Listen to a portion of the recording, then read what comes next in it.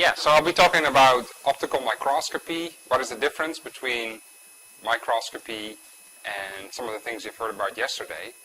The difference is that we are going to focus our beam to a small spot, so create a focal spot, and that is going to introduce a whole host of different notions that we have to take into consideration if you want to understand how this microscope works and what the influence of scattering in tissues is on the performance of such a microscope. Okay, so I have a few teaching objectives. Let me walk through that. The first one is focal volume is the defining feature of laser scanning microscopy. So we'll see a couple of examples why that is so. The heart and soul of an optical microscope is the fact that you can do things with microscopic precision. Okay, and the element that does the work is the objective lens, the microscope objective lens. So that's a very special device which distinguishes other forms of imaging from microscopy imaging. So the focal volume is something that we have to look at and try to understand. Then of course, if you are doing this in a tissue, things will start to scatter. Okay, objects in the tissue with a different refractive index give rise to scattering of light, and that is going to affect the imaging properties of this microscope. We're going to look at a particular form of microscopy, optical microscopy, which is nonlinear optical microscopy, which is good for tissue imaging, and I'll explain to you why that is. And finally, we will zoom in the very end at coherent imaging, so nonlinear optical imaging with a coherent signal generation, like second harmonic generation, and coherent Raman scattering. And there, the way the signal is generated is even more complex. Given that it's already taking place in a complex environment, there's many ingredients that we have to look at for us to understand how such a microscope works and how image formation comes about. So that's kind of what I'd like to talk to you about today. Okay, so microscopy, that's the theme today. And microscopy really is the use of a microscope objective. It's a barrel with a bunch of lenses in it, and it's a wonderful piece of instrumentation because it can focus light to a very small spot, or vice versa. It can visualize objects that are in the focal plane with a very high degree of precision. So here's one incarnation of the microscope. Hopefully you can follow what's going on here. Let's see. So I have light coming in, bounces off this mirror, goes into this microscope objective. It just simply illuminates the sample, and then this lens makes an image of whatever is taking place there through this mirror now. It goes through now onto simply a camera. Okay, so this is the simplest form of an imaging device. We have one lens here that forms an image, and it forms an image on this plane, which is a camera, so you can see it, right? So the resolving power of this microscope is almost solely determined by the imaging performance of this lens. Okay, so the characteristics of this lens defines how small the features are that you can discriminate from one another. There's another way of doing it, and that's this. So I can also come in not just with any light source, like a lamp or what have you, but with a collimated beam of light, which comes from a laser. Okay, it's a very particular form of light, where all the photons travel in the same direction, have the same spatial coherence, and so this is a very well-defined direction, comes in, and then if you do that, it doesn't really just illuminate the sample, it actually creates a focal spot. So here you really create a focal spot. This focal spot then is scanned across, and at every point you collect on a very different kind of detector the total signal. Okay, so to create an image here, what you have to do is you have to move the spot around, and for each pixel you have to collect how many photons come back on this wide area detector. This is not an imaging detector. This is a camera, but this is not. This simply detects how many photons arrive for each spot. So to build up an image, you have to move this spot around. Okay, that's the focal spot. It's a tiny little spot of light. The axial length here is about a micron or so, and the width is about 0.3 microns. So that's kind of the size. And if you scan that thing around, you can make an image. Okay? So I have to move this spot from one place to the next, collect for each spot how many photons arrive on this detector, and then build up an image accordingly. So that's a laser scanning microscope. This is called a wide field microscope, which is more direct illumination, imaging on a camera. This is laser scanning microscope, where you use a laser instead of a lamp, and you have to move this thing around in order to create an image. Right? These are the two main ways of doing microscopy. There's more ways, but these are the two main ways. So I'm going to focus on this one here today, the laser scanning microscope, because with the laser scanning microscope you can do a whole host of very special things that you cannot easily implement in a wide field microscope. Okay, so again, our lens, the objective lens, is the key in our microscope. It provides, in the case of the laser scanning microscope, a tiny little focal spot. We know the dimension by now is about 1 micron length, and the width is about 0.3 microns, typically for visible light. And let's have a look at what this focus really looks like. This is one way of visualizing it. You see, there in the middle is that's where the intensity is the highest, and you get this kind of cigar-shaped distribution of light in focus. Again, the length here is about a micron, the width here is about 0.3 micron or so. Right? So the signal then must come from this range right there. In addition to this amplitude of light, light also has a phase, and we'll come back to that a little later. But I can plot the phase of the waves, and I see actually it's not constant. There's actually a distribution. Here, this is yellow, this is cyan, so it actually goes through a phase change. Okay, so we'll keep this in mind for a little later on in the talk, where both the amplitude and the phase will be important. Okay, for now we just have to remember that this is a small area, small volume in space. The width is about 0.3, the length about a micron. Okay, so that's kind of what we work with. Yes? I'm sorry, I missed something.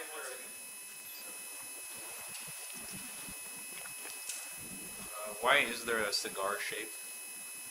Why is there a cigar shape? Because what you do is you come with light from below, okay, and the light from this so-called cone angle is going to diffract with itself. So this forms by means of diffraction, okay, or interference, whatever you would like to call it. Now, if you would have a lens that looks like a perfect sphere, okay, where you're able to shine light from all directions simultaneously to the middle, then you would have actually a spherical focal volume. But we don't have that. We only have light coming from one side. And that is actually gives rise to this shape, where we have kind of like incomplete interference in this direction, because we don't have two opposing waves. Now, if we would come in from above with another lens, okay, so two lenses, two opposing lenses, and let then the light diffract, actually you'll see that it actually squeezes in this dimension as well. So it's purely defined by directionality of light and diffraction of light. Okay, so let's have a look at this focus. Again, focus is the defining feature of this microscope, so we'd like to understand what's going on. And in the next talk, actually, you'll see much more about this topic. So here it is. The light comes from below, travels, comes together, forms an intense focal spot in the middle, and then wavers out again. That's our focus, right? Now, if you look at this plane here, and we just count the number of photons that go through this plane, so we just integrate that, I call it S. Simply number of photons in that plane. Okay? If I now go below that, here, how many photons will go through this plane? What do you think? Well, it's the same, right? S again. Because the same number of photons that come from here must also go through there. And so, if I go lower, if I integrate the number of photons through this entire plane here, it's always S, right? So, that actually means something. That means that the normal microscope has no depth dependence, because the total intensity here in each plane is kind of the same. The only difference is that I concentrate them here laterally, but if I go below, I have the same number, I just waver them out more like this, stretch them out, but the same number of photons is traveling through that plane. Okay? So that means that the signal from each plane contributes equally to the image. That means out of focus light cannot be ignored. The light is not only coming from here, the signal is only coming from this range, from this plane, but also from planes below it. Okay? Because photons are here as well, not just there. Photons are here too. And they will excite things, and things will radiate from those planes as well. Okay? So here's an example. This is what you typically see in a fluorescence microscope, where you see basically the superposition of all those planes giving rise to a blurry image. The blurriness comes from the planes below, of course, because that's where the light is not really focused, right? It's more wavered out, so you get a more blurry contribution, but the contribution is still there. And if you stack them all up, you get something like this. If you will be able to get rid of the out of focus planes, it will look like this. Much better, right? This is done in a confocal microscope. This is not done in a confocal microscope. So let's have a look at how you can get just the light coming from the focal plane. Alright, so here again is our focal volume. We know that actually signal can come from any plane here in this cone of light. And what we want to do is to make sure the light only comes from this area. So what we do is, we'd like to have this. We'd like to have basically a detection mechanism that says, okay, I'm only going to register the photons that come from this range right here. And everything that comes from here and above will not be registered on my detector. That's what a confocal detector does. Okay? So what you see, what you basically say, above and below, those photons will not arrive at my detector. We'll reject them. And only the ones that come from this volume will be registered on the detector. We'll not go into a lot of detail how that's done. Most of you probably know that already. Okay? But that's the basic operating principle of a confocal microscope. Similarly, what I can do is, I can say, well, what if we just make sure that from the very start, we don't generate any light coming from the planes below and the planes above? And that's something that happens in nonlinear excitation. In nonlinear excitation, what happens is, the signal can only come in the first place from this focal volume right there. Okay? And the reason for that is the signal scales nonlinearly with the intensity. The intensity over here is the highest, it's most concentrated. And so the signal predominantly comes from this range, not from the planes above and below. So here you don't have to need a special detector to reject contributions from above and below, because the signal only comes from those regions. So this is an excitation filter rather than a detection filter, if you wish. Okay. So confocal microscopy, a detection filter, if you wish, rejecting the photons that are out of focus, can give you beautiful images, and you can see this one has no blur. Okay, so beautiful reconstructions, 3D imaging is what you can do with confocal microscopy. And the same you can do with multi-photon microscopy, nonlinear optical microscopy, where you can generate those beautiful images. You can go very deep, and each plane is basically just the plane, not out of focus contributions that may blur the image. Okay, so I've gone pretty quickly introducing confocal and two-photon excitation fluorescence microscopy. The basic underlying principles, why this works, I didn't really touch on. I just wanted to make sure you guys understand that both techniques use a filtering trick to get rid of out of focus light, either on the excitation side or on the detection side. Okay. So what we really have to focus on in this particular course is the effect of scattering in tissues. Okay? We know tissues are not homogeneous, there's all kinds of things in there, and this was pointed out already yesterday. Refractive index changes that give rise to scattering of light.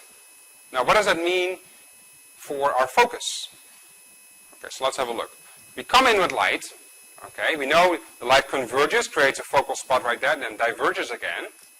And so what happens is that the excitation light that comes in is going to be slightly distorted, right? Because it actually is going to hit these objects, and therefore it will slightly change its directionality.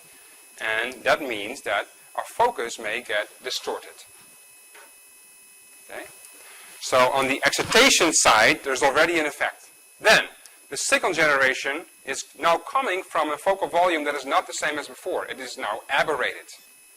Okay, so the signal, therefore, may be a little weaker, typically, and sometimes even a little stronger. And then finally, once this signal is generated, it has to propagate out to my detector, so the photons come out. These photons may go straight to the detector, or they may actually hit objects on their way out, and that will change the directionality. Okay, so also on the the level of signal propagating out of the tissue, you will have an effect of scattering. So scattering affects the generation on the excitation side. Excitation light is affected, therefore the signal may look a little different, and then the signal propagating out may again be affected by the presence of such objects. So what does a confocal microscope do with this? Well, let's have a look. So we come in with light, and typically in confocal microscope we use visible light, and you probably know that scattering increases with shorter wavelengths. Okay, so in confocal microscopy we typically use light that has wavelengths that are a little shorter than in nonlinear optical microscopy. And so I put a blue color here to indicate that in confocal microscopy the scattering is fairly high. Okay. Now, this will of course be slightly attenuated and scattered, so our focal volume will look a little different. That's our normal focal volume, but in the tissue it's distorted, so typically that means it's going to be a little bigger and a little less intense. Okay, so that's the effect of those scattering objects. Focal volume is enlarged, emission occurs from a larger volume. It's now generally a weaker emission. So the signal is going to be affected in two ways: resolution loss and signal loss. Okay, then the signal is going to propagate out. Okay, I have photons that go straight back to the detector without actually scattering. Those are ballistic photons. And then photons that actually hit objects and therefore change their direction. Now confocal microscopy, as we know, uses a detection filter, so it only detects things coming from this focal volume, which means photons that go out of it and take a different path are going to be rejected. These guys will not be registered on my detector. Okay, so consequently, those photons will not be registered and will not contribute to the image. Okay? And therefore the signal is again a little weaker. You miss those photons on your detector, you don't see them, which gives you a better contrast, but it gives you also a lower signal. Okay, so we see that in the confocal microscope again. Scattering affects the signal detected in three ways. First, on the excitation side, the focal volume is distorted and attenuated. Second, the signal that follows, therefore, is weaker, and the resolution is also worse. And then thirdly, on the way out, I lose photons again, and therefore the signal gets even weaker. Okay, so on these three levels, scattering affects microscopy. Not in a good way, right? Pretty bad way. Okay, how does it work in a nonlinear optical microscope? I come in now with red light, just to indicate that there's a difference between confocal microscopy and nonlinear optical microscopy, where we typically use light of a longer wavelength, and I'll come back to that. Okay, so a longer wavelength, indicated here by red, typically a longer wavelength scatters a little less than shorter wavelengths. That's good. So a little less scattering on the way in. But still, the focus will be distorted due to the presence of those scattering objects. Okay, so I get a longer cigar-shaped focal volume. The density will be a little less. The signal generation will be also less, just as in the last case. Okay, there's no difference there. And then those photons on the way out, again, will be bent and take a different path, may not be able to go ballistically back to the detector. However, in nonlinear optical microscopy, I will not use a detection filter. I will not reject those photons. I collect them all. Okay? So I don't lose those. I collect both the ballistic and the non-ballistic photons because I'm not using a detection filter. I don't reject anything. These photons are detected. They look a little bit rogue because they have different directions. However, that doesn't matter. They came from this range, and that's all that matters. Okay? So the resolution of the microscope is defined by the location where they came from, not the way they're taking to go to the detector. Okay? That's irrelevant. So the resolution is not affected by collecting those photons. So that's good. That's a good thing about multiphoton microscopy, nonlinear optical microscopy. At least it doesn't reject those guys, and those guys still contribute to your signal. And that means that you can actually go a little deeper than you can do with confocal microscopy. And I'll try to point it out. Okay, so let me just make the case for why nonlinear optical microscopy is actually a good approach for doing tissue imaging, tissue microscopy. Okay. So I'll give you many examples, but the nonlinear optical microscope gives you molecular contrast, that's good, of endogenous molecules. Okay? And in linear microscopy, in linear fluorescence microscopy, typically what you do is you use labels. Okay? In fluorescence microscopy, typically you add labels. You can also do it in nonlinear optical microscopy, but in nonlinear optical microscopy you have a few extra ways to actually look at molecules that are already there, the endogenous molecules. So that is actually an advantage. Every time I plot something in red, that means it's advantageous. Here's another one. The penetration depth is better than in a normal linear microscope, a confocal linear microscope. Okay? It's worse in a linear microscope, in a confocal linear microscope, because typically you use shorter excitation wavelengths, which are more susceptible to scattering. In the nonlinear optical microscope, we use longer wavelengths, and therefore we have less scattering, which is good. And again, we don't use a detection filter, so we actually have better detection efficiency. That means higher signals. That also contributes to deeper imaging. Okay. We have an intrinsic three-dimensional resolution. That's good, because the resolution is defined by the excitation volume, which is small. Okay. In linear microscopy, what we have to use is a detection filter, a confocal detection filter. That gives us 3D resolution. But it comes at a price, because the detection filter means that you are rejecting photons. Okay? So in both cases you can get 3D, but it's more easily obtained in the nonlinear optical microscope. And the detector that we use is a wide aperture detection. Instead of a small aperture. The small aperture is my detection filter. So that's the heart and soul of a confocal microscope. Here we don't use that. It's the wide aperture that we use, so we collect all the photons. We don't use a confocal pinhole. Okay, the photo damaging, which is of course a very important consideration. Okay, if I send light into my tissue, I don't want to damage it. The good news is in nonlinear optical microscopy, you typically see only photo damaging in focus, because that's where the signal really comes from, and that's where optical effects are very effective. In linear microscopy, typically you send in shorter wavelengths, and those shorter wavelengths can excite everything within the entire cone of light. So you can have photo damaging everywhere where the light is, not just in the focus. So there's a difference there. And nonlinear optical microscopy has a little bit of an advantage in terms of photo damaging coming only from the focus. However, the photo damaging comes only from the focus, but it can be very significant in nonlinear optical microscopy. And that's not really good, because the damaging onset is typically coming very fast, much faster than a linear microscopy.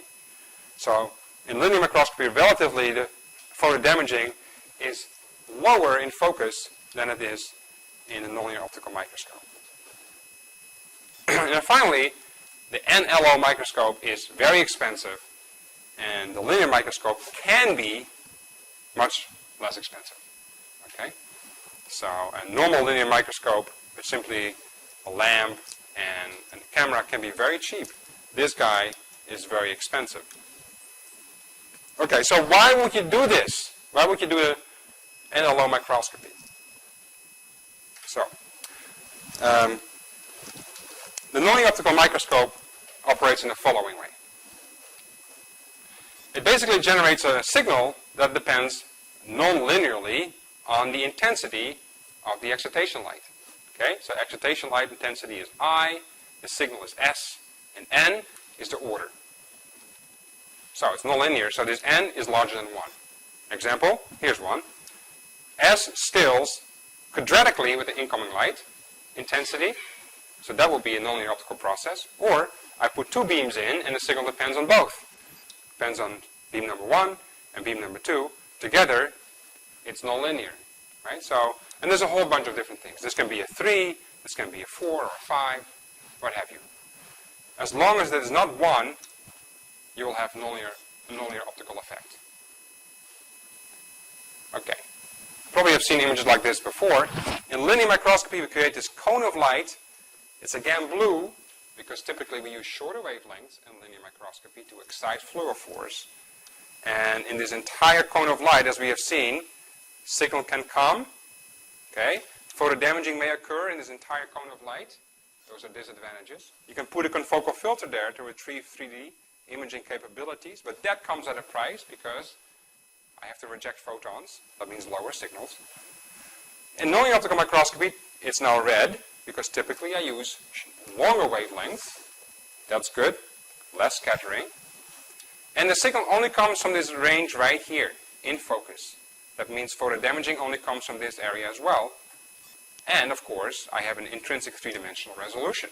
I don't need a detection filter. All nonlinear optical microscopies have this property, that the signal only comes from this little volume right here, and not from the planes below and above. And that's of course an amazing advantage.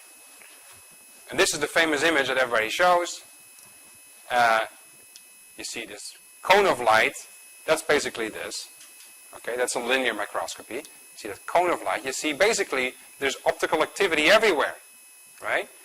Now this tiny dot here is coming from this objective lens, so light comes in from here, creates this tiny dot right there. Hopefully you can see it.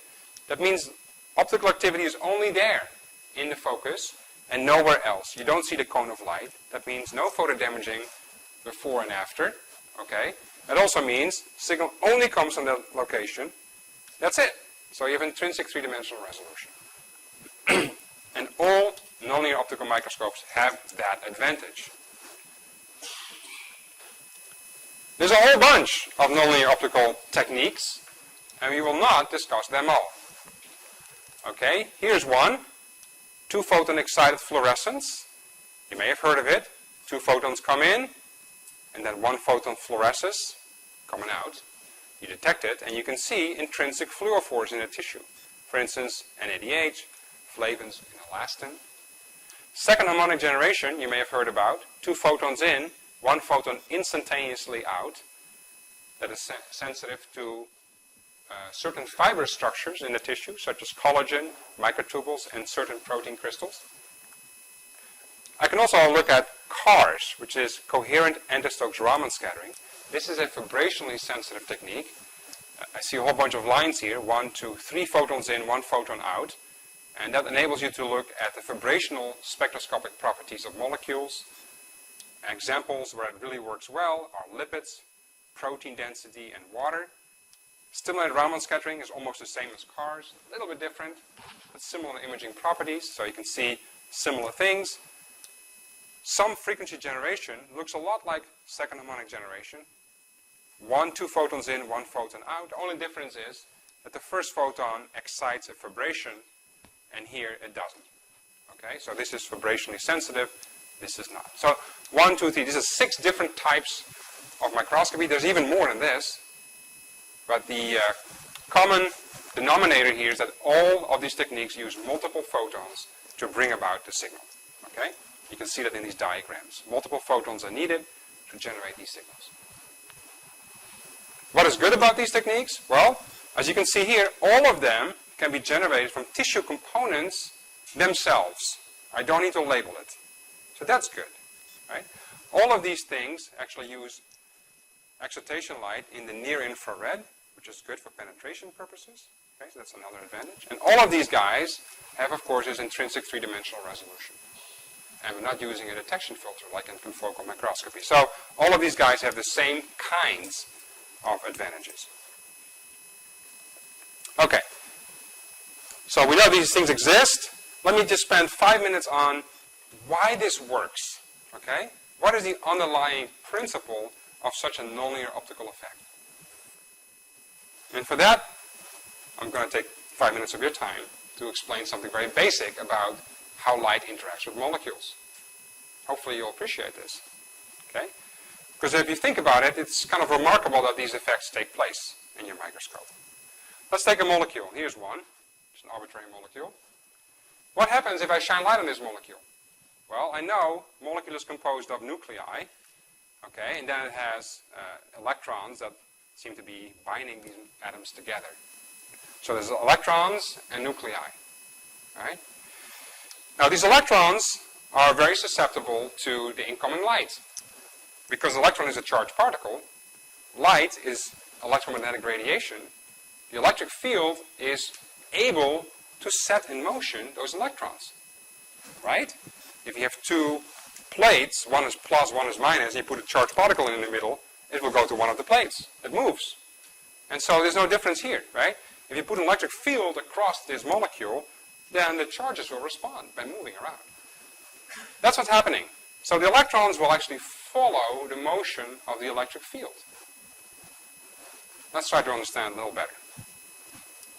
Let's look at this thing. This is called a potential. Okay? So let's look at the electronic potential. So what this is the distance that the electron is sitting away from the nucleus. Let's say this point here is the equilibrium position of the electron. So I have a nucleus, and an electron sits here. Okay? If I move him farther out, so I move the electron away, then it goes along R.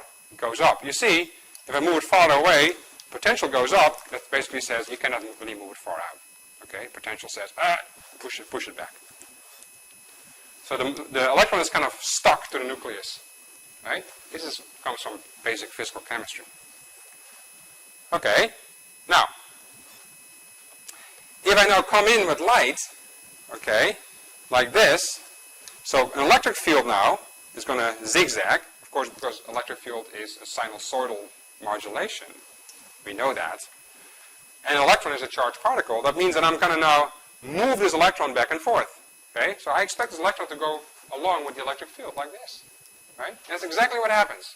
Electrons are shaking with the electric field that comes in. How do they do that? Well, they do it in a linear way. If this is a purely harmonic potential, so perfect parabola, so to speak, then the motion of the electron is linear, okay, with the incoming field. That basically means that if your field is getting a little stronger, if you move it out more, that your polarization that you generate is now a linear function of the incoming light. So let me show that to you. The driving field comes in, the molecule becomes polarized because the electrons are moving, okay? The magnitude of the polarization is exactly the same as the incoming field. It follows the same shape, exactly the same shape as the incoming field. That's because there's the linear relationship between the distance of the electron and the polarization that it generates. This is linear. This is basically linear response. Okay? Now, what if your potential doesn't look like a parabola? It actually looks something like this, a little bit distorted. And this is, of course, reality. Right? This is what it really looks like. All right. Well, I mean, I still don't see this little kink here up here, because if I stay very low here at the bottom, it still looks like a parabola. So if I come in with light that's not so strong, I still have this linear response. That's what I expect. But if I'm putting in a field that is very strong, it is actually able to move the electron farther out. Let's say I move it farther this way. Now I'm feeling this potential right here that's actually distorted. And I expect that this polarization is no longer a straight line. That's exactly the case. The polarization, now a little bit exaggerated, is no longer a straight line for large distances, okay, for strong fields. Pulling the electron farther out, it feels different parts of the potential, and now it starts to do something like this. The polarization is no longer a linear function of the incoming light. And so if we now plot this, it looks something like this. Okay, incoming field now is starting to oscillate the electron. On one side, the electron can move farther out than the other side. Let's give it here. If it moves this way, it stops there.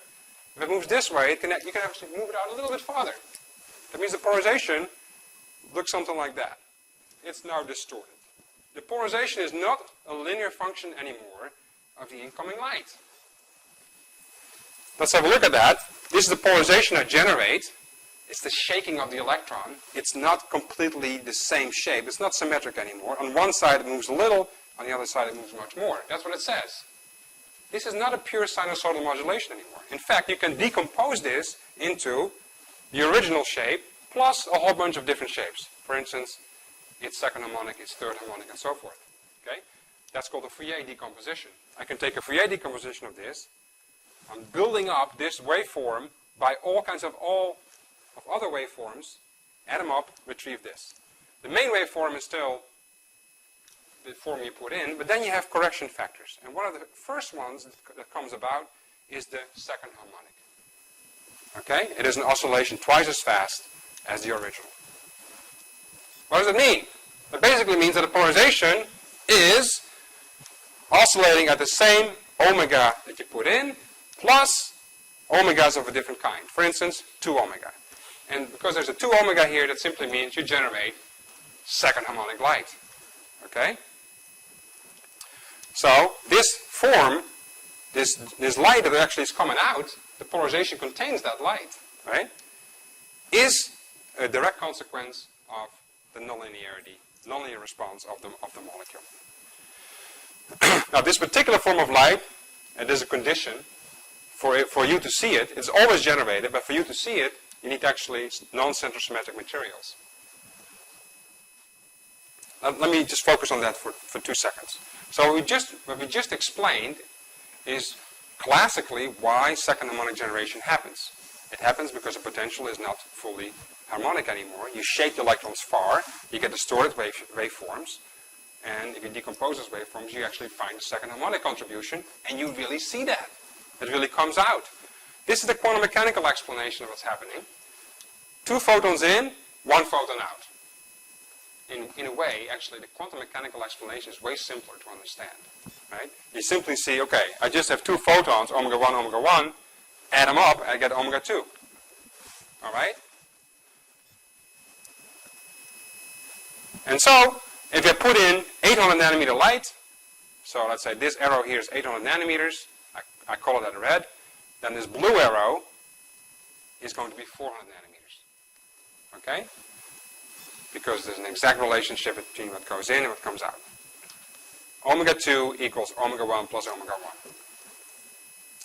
So the second harmonic light is 400 nanometers. This process is only taking place in non-centrosymmetric materials. So let's have a look at what kind of materials do have that property. And, as you probably know, collagen type 1 has that property. Okay? You probably have seen images like this. This is dermal collagen. The signal here is second harmonic generation. 800 nanometer photons in, 400 nanometer photons out. I generate this nonlinear light, okay, because physically I'm shaking the electrons. It starts to feel this nonlinearity of the potential, and therefore it generates other components in the light, 2 omega components, that you pick up with your detector. Collagen is very particular because it has a non-centrosymmetric arrangement. And it has to do with the location of certain of these elements in space. Okay?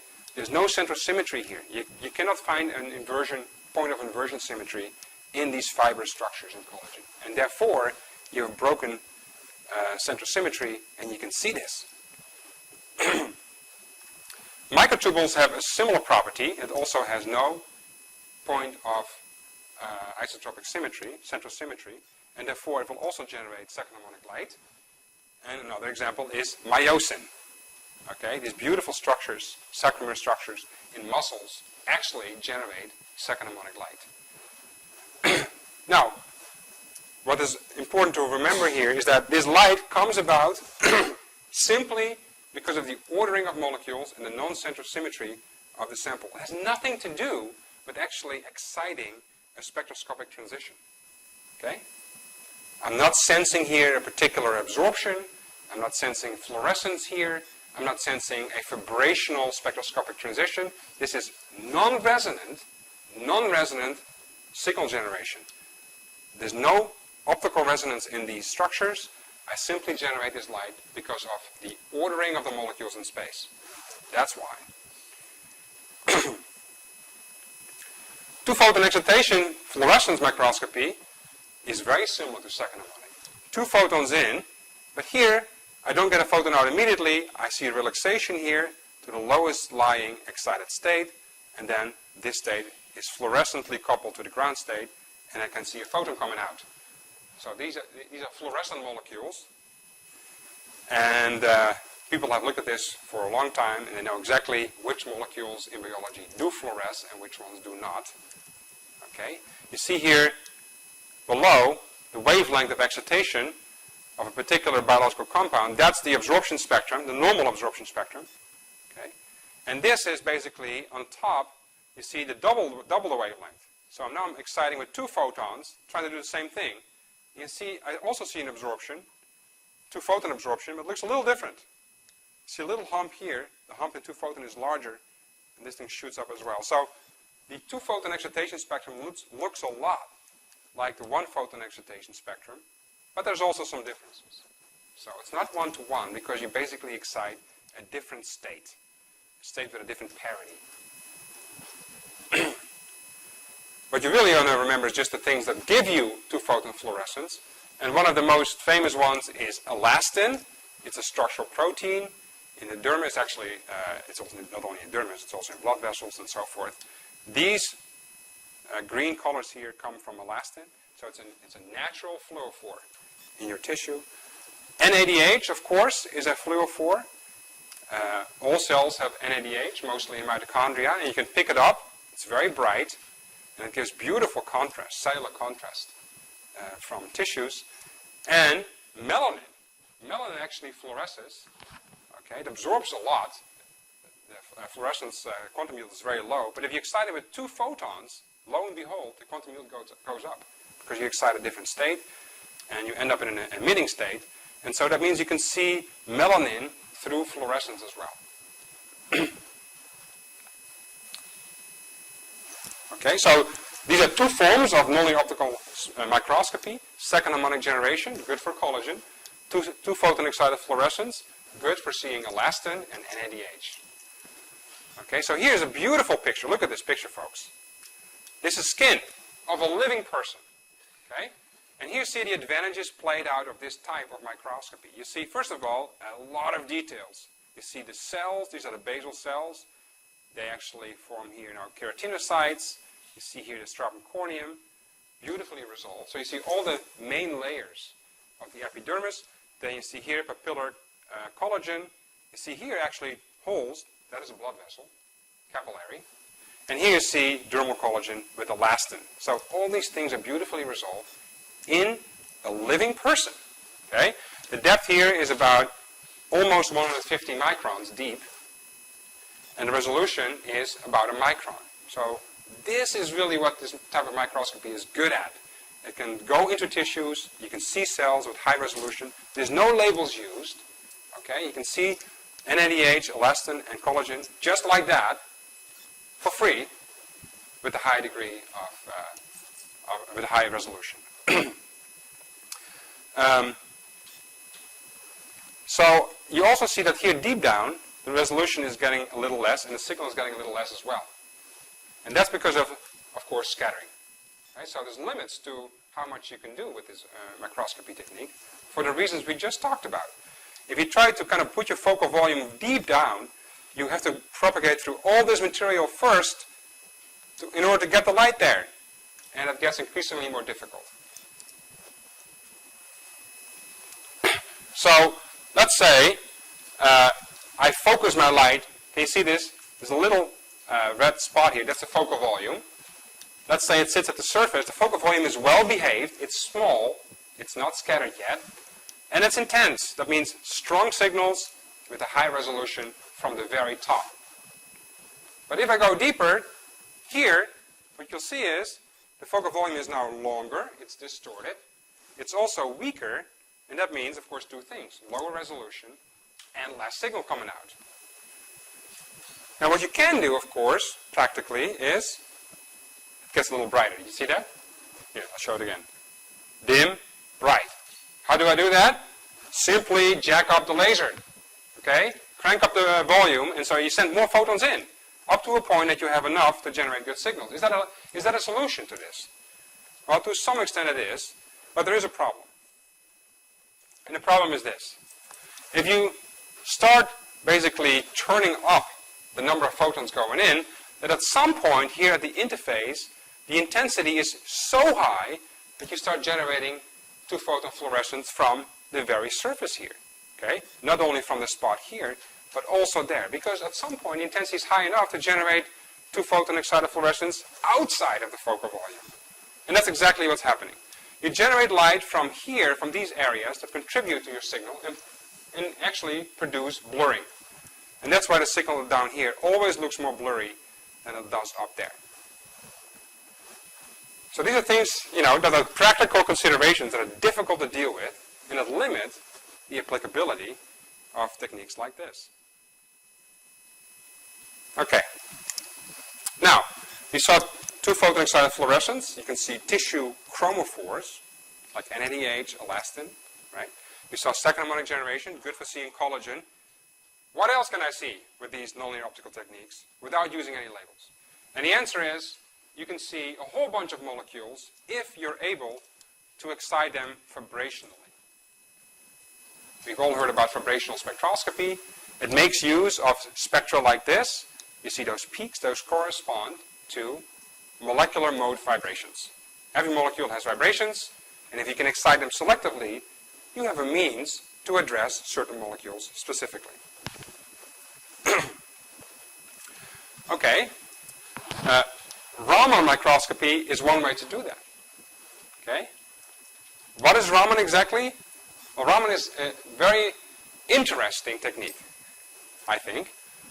And if you think about it for a moment, then you realize that this is a very special case. So what happens in Raman is, I have a molecule here. Now the vibrational mode has a much lower frequency than the light I send in. The vibrational energies are very low. The light I send in, visible light, has a much higher frequency than the vibrational oscillation. So you would think, well, you don't excite this vibration. And that's actually true to a first order approximation. The dipolar motion can be understood as the field that's going in and the response of the molecule, which is alpha. That's the polarizability. Okay? This is the electronic polarizability. So the more you shake the electrons, the higher alpha is. This first term here is simply the response of the molecule to your incoming light linearly. So I come in with omega, I shake my electrons at omega. That's what this response is. But it turns out that there's another contribution as well. And that is our Raman contribution. It's very special. It's special because I'm shaking the electrons, but the nuclei respond. Very remarkable. The nuclei have a completely different oscillation frequency, omega r, which is much lower than omega. But if this term here, d alpha dq, is not zero, that means actually these things are coupled. There is a coupled motion of nuclei and electrons. And if that's the case, this whole term exists, and you see now combinations. You see omega plus the small oscillation frequency of the nuclei, and your incoming light minus the oscillation frequency of the nuclei. Okay? What does that mean in practice? This. You come in with light, that's my incoming light, and now I have an upshifted component and a downshifted component, because the nuclei actually respond as well and shift the frequency of light. Right? How big is the shift? The shift is exactly your oscillation frequency of the nuclei. Upshift and a downshift. A Stokes and an anti-Stokes. Okay? So, I can measure now the distance between these two peaks, and I therefore know my oscillation frequency of the nuclei. And this is the way it's done. You come in with light, right here, pump light, and then you observe the scattered light coming back, and the components that have a different color are shifted by the nuclear oscillation frequencies. And so they have different lengths, those arrows, and that means I can now determine the oscillation frequencies. That's exactly what happens in Raman. It's a remarkable technique because it allows you to do vibrational spectroscopy with visible light, completely off-resonant. Right? You put any laser color in, and if you wait long enough, you get other colors out, and they tell you something about the nuclear motions. That means you cannot do analytical spectroscopy, analytical Raman spectroscopy. This second diagram looks horrendous, because here I have 1, 2, 3 photons in and 1 photon out. Why would you do that? If I have this beautiful, simple diagram, Raman, already able to give me vibrational information, why would I do this? Well, the answer is, this diagram is good, but this photon here that comes out at a very low rate. It's highly improbable. Why is it improbable? Because it's completely off-resonant.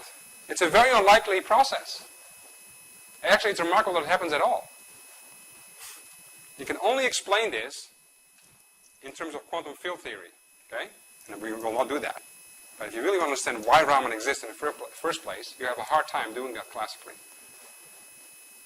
So we'd like to speed up the number of photons coming out. But the Raman technique doesn't give us a lot of possibilities to do so. The CARS technique, which uses 3 photons in, actually has an additional benefit that you stimulate this transition rather than waiting for the photon to come out. You drive this transition, you drive all the molecules coherently, and the net result is the number of photons here with the green arrow is much higher than the number of photons here in the red arrow. Okay? So in other words, doing this complicated business here has an advantage. You get more photons out. And that's what I need. I need more. But now, my microscope is going to look a lot more complicated. Instead of just one laser in, I need 2 colors at least. So I need 2 big boxes on the table, some optics, and then send it to my microscope. Things get more expensive and more complicated here.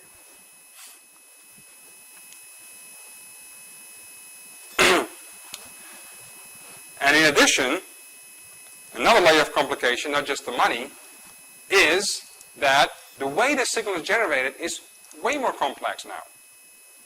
And that has everything to do with the fact that this technique is now a coherent technique. What does that mean? Well, let's have a look at this focus again. I see here the amplitude. Okay, we saw it again, cigar shape. I also said there is a phase distribution of the focal field right here. You see the color here is different than the color there. So actually there's a phase change in focus. And this is going to be now very important for us. Because if the light that is generated is coherent, I have to also understand what the phase is of the oscillations that take place. So both the amplitude and the phase are now going to be important. Let me give you a little flavor of this, and the next talk actually will go into this a little bit more in detail in a kind of the same way. So let's say this is my focal volume, and I have a point A that is now starting to radiate. My detector is far away, somewhere here on this hemisphere called R. Okay? Let's say I have another point, point B. So point A and point B both start to radiate light. But they do so coherently. There's a phase relation between point A and point B. This is very remarkable. This is not the case in regular Raman or in fluorescence, because the light is incoherent. That means that 2 points don't care about one another, but here they do. The oscillation here, the phase of the oscillation in B, has something to do with the oscillation in A. And that means, if they both start to radiate, and you put your detector somewhere here, okay, the light coming from A and point B have a certain phase relationship. And you have to add them up coherently. You have to do so for every point here on the hemisphere, and you will see that you get some kind of interference pattern coming out. Okay? Here it is again. Here's my focal volume. That's where my light is coming from. The light is propagating out coherently, and now I have to see at every point here, what happens? Do I get constructive interference or destructive interference? Here's what the calculation says. It says, well, if you sit here in the middle of the propagation axis, so this line right here, you put your detector right there, you get a lot of signal out. But if you move your detector away from it, this way, you actually get less. You see, the signal gets less if you go here. If you put it at 90 degrees, you get nothing. So this is basically the emission lobe coming out. It is coherent light. It has a direction to it. You see, this light has a direction. It propagates on this axis. It doesn't propagate anywhere else. It propagates forward. This is almost like a laser beam coming out, right? Very different from fluorescence, where we don't have to worry about those things. Here I have to worry about propagation phase and directionality of this signal that comes out. To make the situation even worse, the signal that comes out is dependent on the shape of the object from which it is generated. This is also very different from fluorescence, where that's not the case. If I have a simple tiny spot, like a very tiny object, much smaller than a wavelength of light, then the light that comes out looks like this. It looks like a dipolar emission. It's called a Hertzian dipole. Okay? That's the shape of the emission lobe. If I now change the object to a small little plane, small little rod, suddenly the emission profile looks very different. It looks like this. The shape of the emission profile changes with the shape of the object. If I now do a full plane, again, it looks a little different. Okay? You see here is emission going up, emission going down, but it's in a very nicely directional emission pattern. If I now fill up my entire volume, okay, so this is my focus, I fill it up completely, so there's no object to speak of, it's just pure liquid, so to speak. Look what happens. This is remarkable. All the signal goes up, as you can see, this way, and nothing goes down. There's no downward propagating signal anymore. Everything goes up. Constructive interference of those light waves only happens in the forward direction. There's no constructive interference in the backward direction. This is, again, an additional complication for me to understand how this microscope behaves. Okay? If I have a half plane, so I have a half volume, semi-infinite volume, something on top, nothing at the bottom, almost everything goes up, tiny little bit goes down. Right? So if I now plot the amount of signal detected in the forward direction, also the signal propagating forward, and the signal detected in the backward direction, okay, you see a very different kind of behavior. This axis is the size of the object. I'm going to increase the size of my object, make it bigger, bigger, bigger. The forward signal grows, grows, grows, grows, grows, till it saturates. But the backward signal is very complex. Look, it goes up, down, up, down, up, down, and it goes down. The larger the object, the smaller the signal. That has everything to do with the balance between constructive and destructive interference. Okay, here's an example. That's what you see in the forward direction. These are a bunch of cells. And this is what you see in the backward direction. Completely different contrast. Right? That has everything to do with this diagram. The difference in the forward propagating light and the backward propagating light. They have different characteristics because they depend on the size of the object. If you would do the same experiment in a fluorescence microscope, you would see identical images in forward and backward.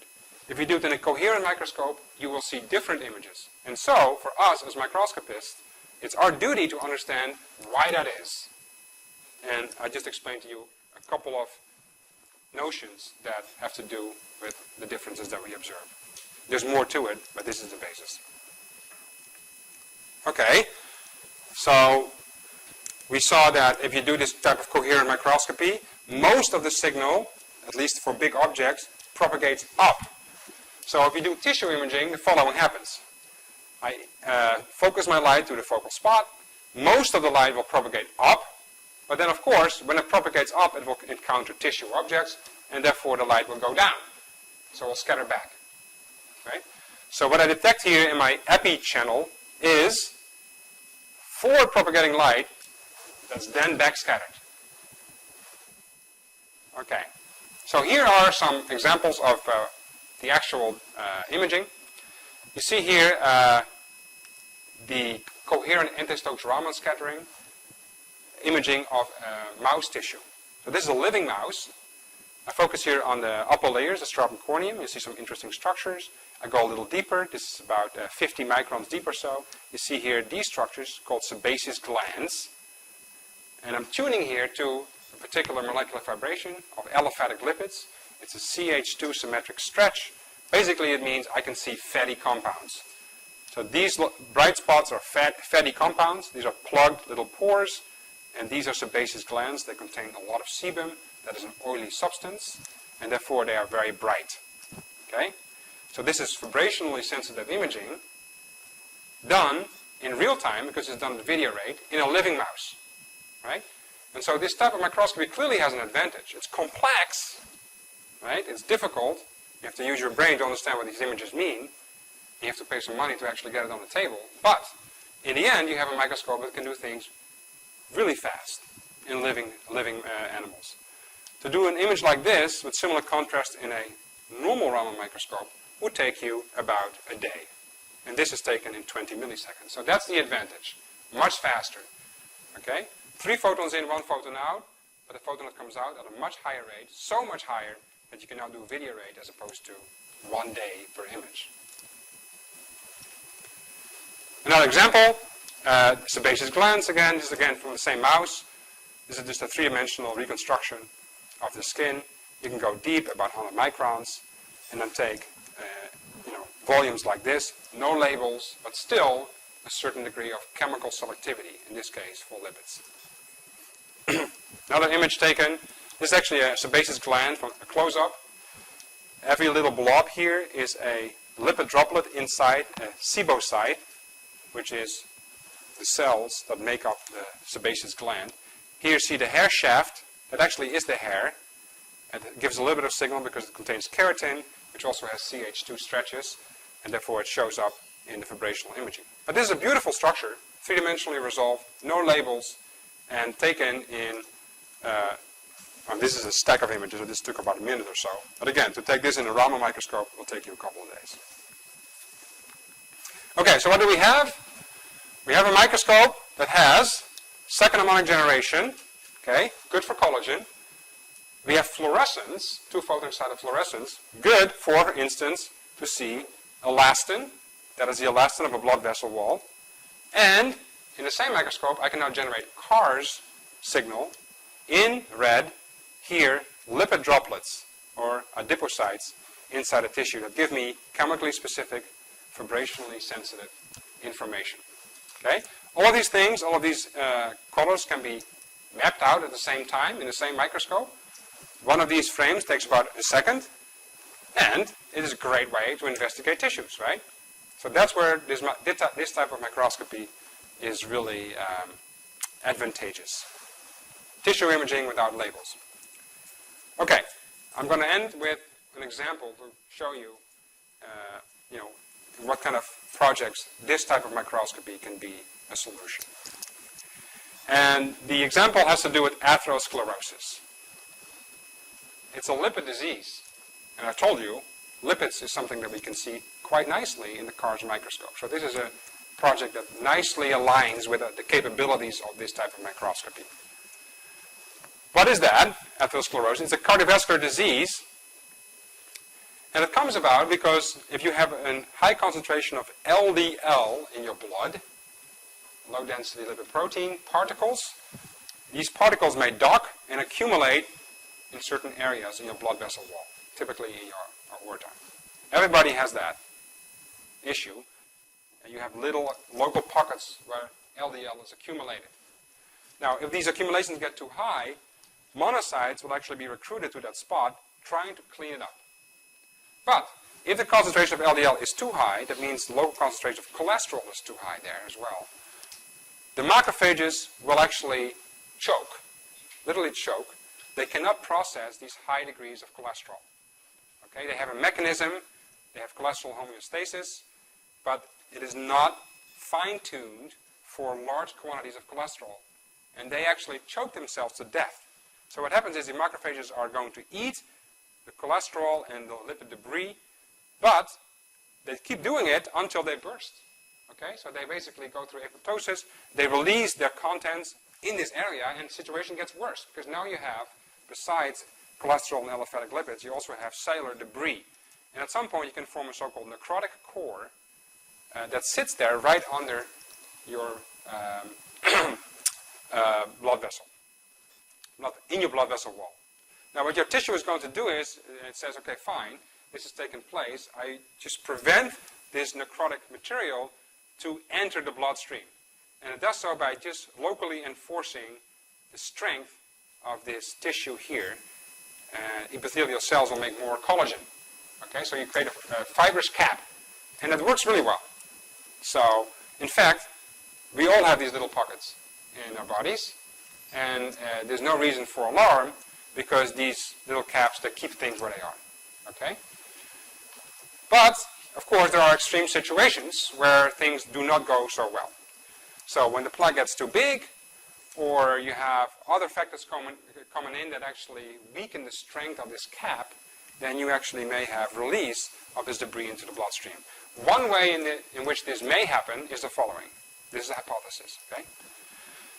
The local concentration of cholesterol can be very, very high. And we know that if that is the case, the liquefied cholesterol may actually form crystals. Okay? So I have crystallized cholesterol, and that literally means that you have tiny little microcrystals that look like shards in a tissue environment where you really don't want any disruption of the tissue integrity. Okay? And it's exactly what is not happening here, because those shards may actually poke through this fibrous cap and introduce rupture. Okay, so now all this stuff is going to go in your bloodstream. Think about those little knives going through your, through your bloodstream and may clog small capillaries. Right? So this is not a good situation. In fact, atherosclerosis leads to strokes and heart attacks. So what can this microscopy do? Well, it can actually look at those plaques and say something about it. Try to figure out what is going on in such plaque. This is a piece of tissue extracted from a mouse. This is not in vivo. This is ex vivo. This is a blood vessel wall, and we see a lot of information here. If I look at these little boxes, I can blow them up. You see tissue parts. This part is particularly striking. It's very bright. That means there's a lot of lipid, because I've tuned here my microscope to see lipids. I see also some waves here. That's called the fatty streak. Okay?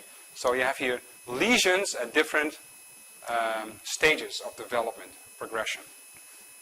So this is a plaque that is fairly developed, progressed, and in it, if you look carefully, you see a lot of macrophages.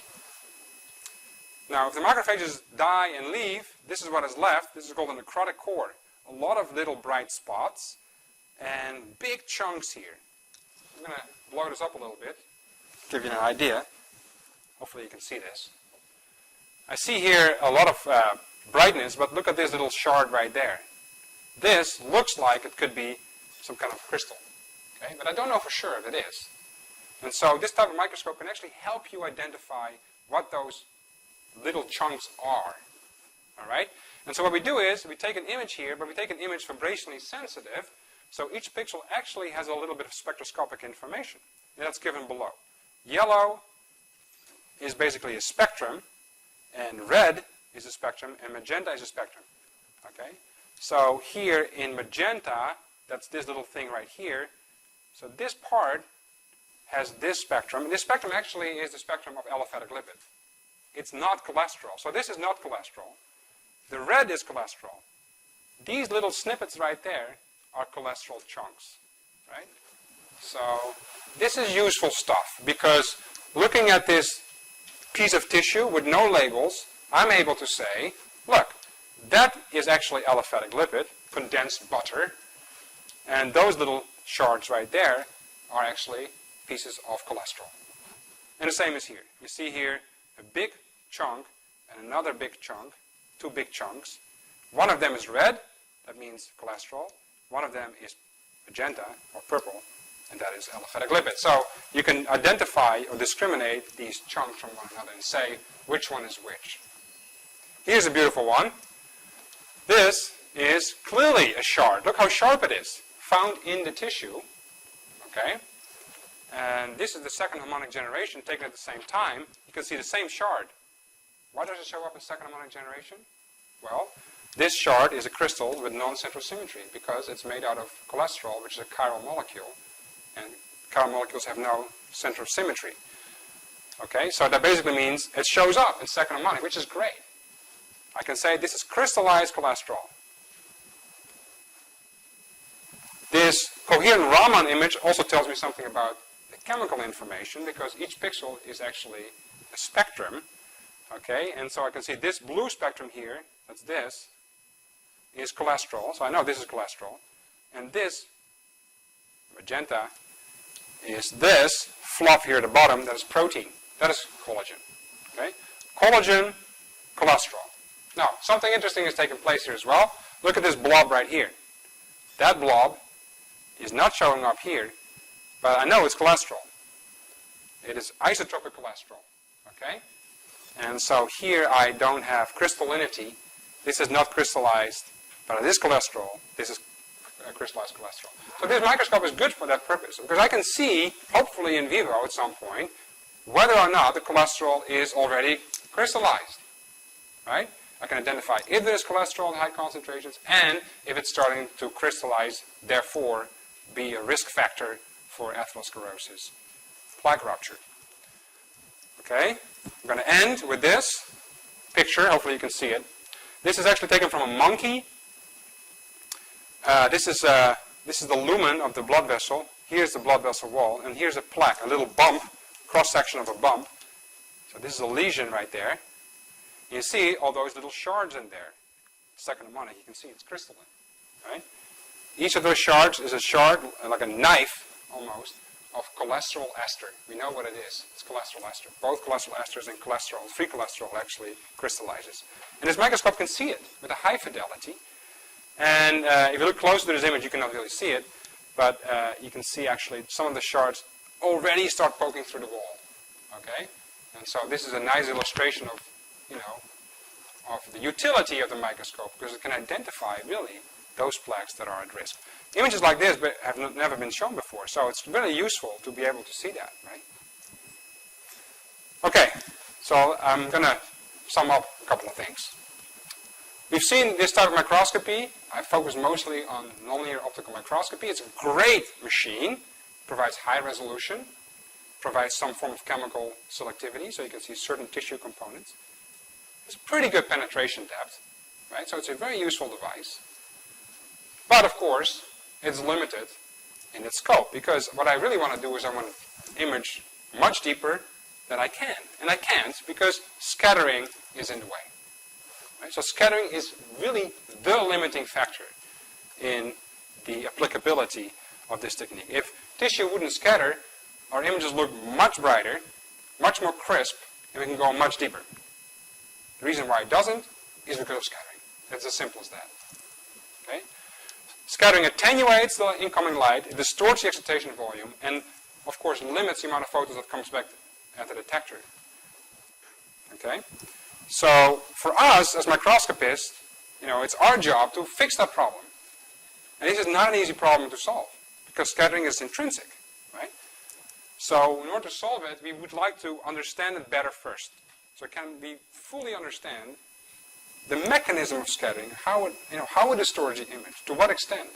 And I gave you some examples here, and it's just a very brief account. There's much more to it. Okay, so Jonik actually in the next talk will try to illuminate that a little bit better, a little bit more rigorous, to see if we can understand how scattering is affecting focused beam microscopy. Right? Now, if you understand then how scattering affects the focal volume, which is so crucial for microscopy, can you actually reduce the effect of scattering? And I don't know. There's several ways to do it, but we clearly are not there yet. And then if you can reduce it, can you go deeper? And of course, improve the quality of the image, because that's the final goal. We want to go deeper, and we want to keep the quality of the image high if we go deeper. So those are really challenges that people are working on these days and have not been solved. And since you guys are taking this course, probably will be you guys that will solve this problem. Okay, so I'm going to come back to those teaching objectives I just laid out in the beginning. We know now that the focal volume is indeed the defining feature of the microscope. It's a key difference between a wide field microscope, where you illuminate the sample and you image things with cameras, versus forming a focal spot that is very tiny. This focal spot defines the resolution and also defines how much signal you generate. We know that scattering has an adverse effect on the properties of this microscope. And the microscope we focused on the most is the nonlinear optical microscope, which has great capabilities for tissue imaging. Of course, it's not perfect because, again, it is affected by scattering. Okay? The last technique we talked about is coherent Raman scattering. The word coherent is in there. And that means that signal generation is a little bit more complex, even more complex than it is in fluorescence microscopy. So if you want to understand this microscope in the presence of scattering, you have to think even harder. Okay? So this is why I laid it out for you guys, so you can think about it and provide me your solutions. All right, thanks.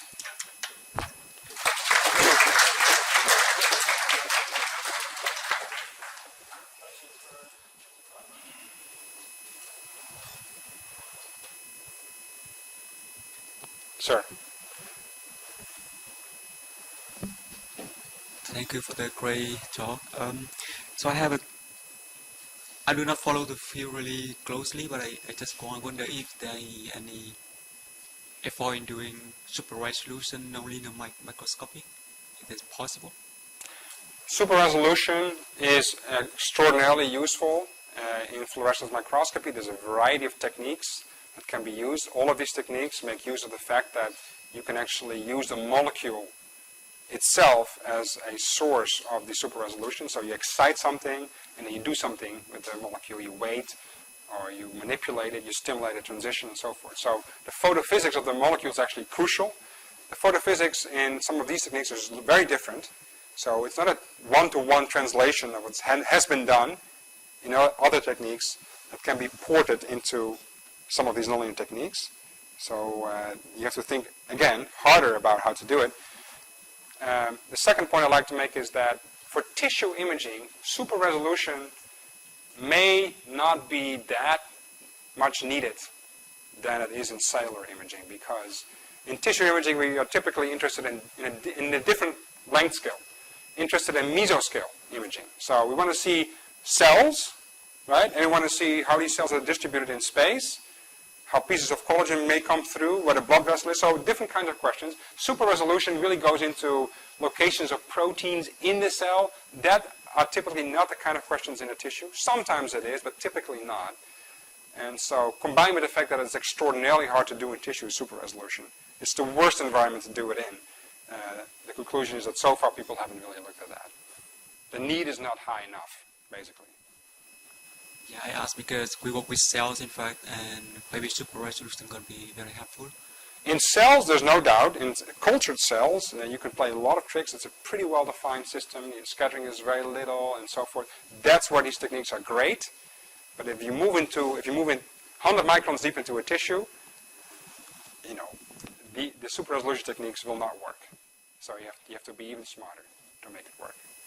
So my second question is: you have a system that can do a lot of things at the same time. I mean, stimulated Raman, cause, and second harmonic. Yeah. So some of the examples I showed, several techniques done at the same time. So my question is there something related to the light source? Is it more useful to have a two-tunable laser or one fixed, one tunable?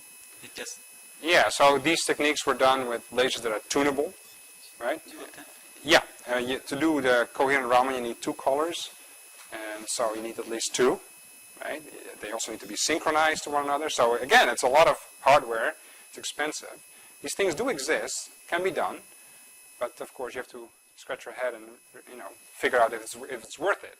But yes, this is possible, and the lasers are available for that purpose. These are tunable femtosecond or picosecond lasers. Thank you. Bless you. Thank you for the talk. I have a question regarding coherent microscopy. How does the coherent length of the laser light source affect the image, or The coherence length? Length of the laser. Well, the coherence length of the laser typically has to do with the bandwidth of the laser. Okay, so basically, if you do an interferometry experiment, for instance, I don't know if you've done that, but you split the beam in two parts and then you recombine them. Now, if you have a very narrow line width, that means you have only, let's say, one frequency, then the coherence length is very long. Okay, that means you can separate your mirrors for a long while and you still see interference. But if you make the spectrum broader, then your coherence length becomes shorter as well. Okay, so officially the coherence length is related to the bandwidth of the laser. Femtosecond lasers have a very short coherence length of only 5 microns or so. So it's very little. Right? But it doesn't mean that the light is not coherent. The light is spatially coherent. Okay, so that is relevant for our type of microscopy. If the laser beam propagates through focus, then it sets in motion the molecules at a very well-defined phase. So molecule A and molecule B are basically set in motion with a phase that is extraordinarily well-defined, depending on their positions. That is the spatial coherence in the light field. And within one traverse plane of the propagating mode, you will have full coherence. Okay? So the coherence length, as you define it, as typically defined, is related to the bandwidth. But if you look at the transverse mode of the laser, it's fully coherent in the lateral plane. Thank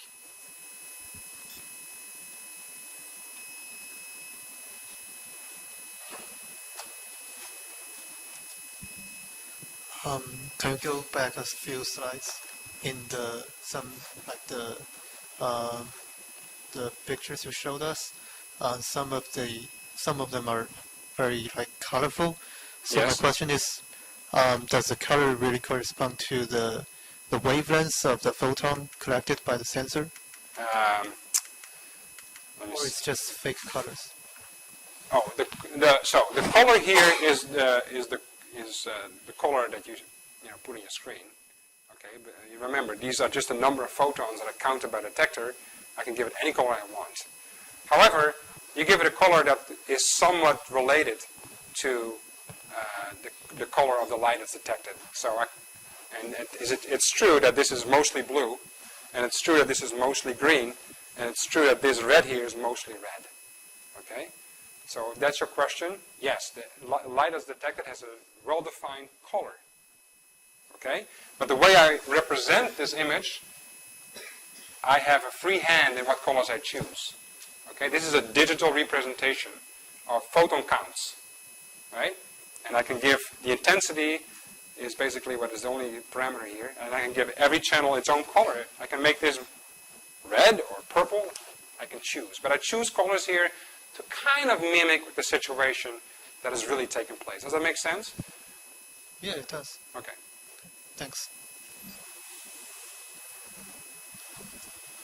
Thank you, Dr. Bogma, for a great talk. So nonlinear optics, like microscopy, you can see a lot of things like without staining.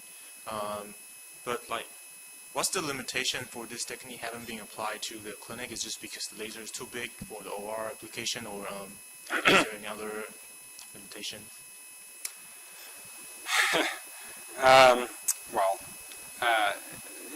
Laser too big is not really a limitation. I mean, if you ever been to an MRI machine, I can shove your entire body in there. It's a huge device.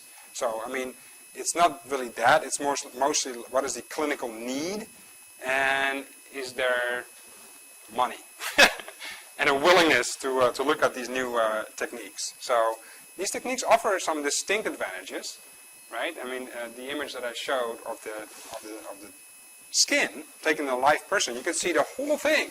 You can see all these structures, right? Some people have worked really hard to see that in histology, where you actually have to take a biopsy. So you can see these things in a live person. You don't have to take tissue pieces out to come to a diagnosis. That could be a clear advantage. Okay. However, you may ask yourself, how much of an advantage is it? Because even though taking a biopsy is kind of annoying, hurts, takes time. Okay, because somebody has to take it out, prepare it, look at it. It may take a while. Sometimes it takes a couple of days. Right? And the patient has to wait, agony, whatever. Those things, in principle, this technique can solve. But the problem is that you need to kind of have a willingness of the medical culture to adopt something like this. And that willingness is typically not there, because it works fine the way it does. Okay? Histology is a well-defined discipline. It's very established. In many cases, it works just fine. And to change that is a whole different ballgame. It has nothing to do with the technology. Technology is there. It works fine. But the clinical need is, at this juncture, not high enough so that all medical people jump on this and say, yeah, that's exactly what we need. They typically say, well, yeah, we don't need that. And it works fine the way it does. So that's kind of like the kind of tug of war that's going on.